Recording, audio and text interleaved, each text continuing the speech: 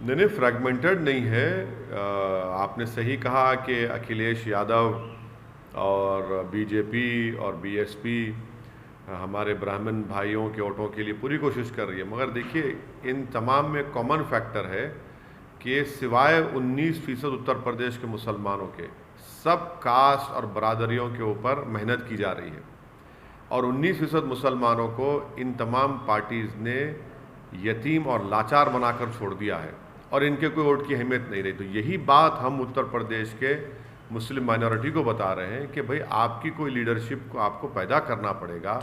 आपकी वोट की अहमियत उस वक्त लोगों को मालूम होगी जब आप अपनी लीडरशिप को बनाएंगे। जो ये पॉलिटिकल पार्टीज़ कभी भी इस बात को मानने के लिए तैयार नहीं, ना इस चीज़ की कोशिश करेंगे कि उत्तर प्रदेश के 19% मुसलमानों को उनका हिस्सा मिले और उनकी एक लीडरशिप बने। उनके दरमियान में से एक नहीं बल्कि कई नेता निकले जो मुस्लिम माइनॉरिटी के जस्टिस के लिए काम कर सके।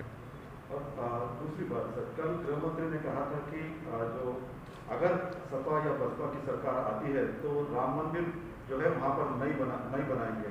तो क्या राम मंदिर अभी भी इस इलेक्शन में बड़ा मुद्दा रहेगा सर?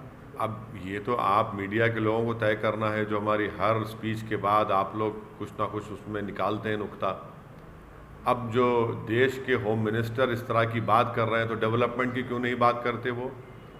वो देश के होम मिनिस्टर हैं तो उनको ये बताना चाहिए कि नमी में गंगा के जो डायरेक्टर जनरल ने अपनी किताब में कहा कि कोविड के दूसरे फेज़ में लाशें बह रही थी गंगा के ऊपर, उस पर बात करें ना, उस पर बात ही नहीं करेंगे। अखिलेश ये हरिद्वार के मुद्दे को लेकर के, हालांकि वहाँ पर FIR हुए हैं सर, लेकिन आप लगातार ट्वीट कर रहे हैं कि अखिलेश यादव क्यों चुप्पी साधे हैं।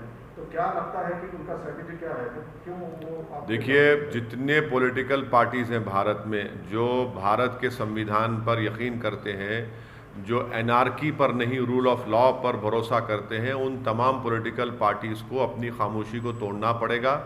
क्योंकि हरिद्वार के धर्म संसद में मुसलमानों के ख़िलाफ़ एक ओपन जेनोसाइड का कॉल दे दिया गया, जिसमें कहा गया कि म्यांमार में जिस तरह रोहिंग्याओं को बेघर किया गया, मारा गया, उस तरह भारत के मुसलमानों को इस तरह का उनका हाल करना चाहिए।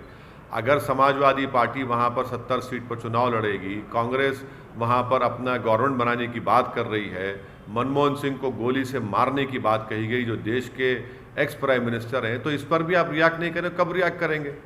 रूल ऑफ लॉ के ऊपर बात करेंगे या एनआर?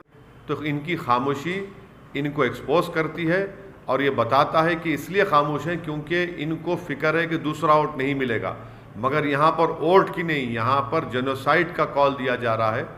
मगर अच्छा है, देश देख रहा है इन पॉलिटिकल पार्टीज़ को, चाहे समाजवादी और कांग्रेस हो, कैसे वो लोग खामोश बैठे। और उत्तराखंड में बीजेपी की सरकार के आशीर्वाद और पूरी सपोर्ट पर इस तरह के धर्म संसद हुआ। उन्हीं की सपोर्ट पर, उन्हीं की ईमा पर, उन्हीं की पूरी सपोर्ट के ऊपर इस तरह की बातें की गई।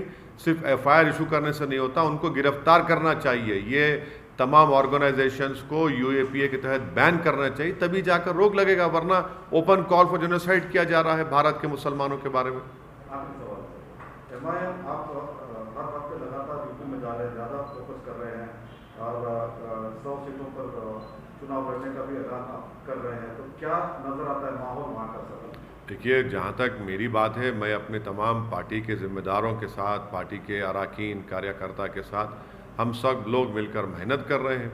हमारे हाथ में मेहनत करना है, जुस्तजू करना है, अच्छे फैसले लेना है।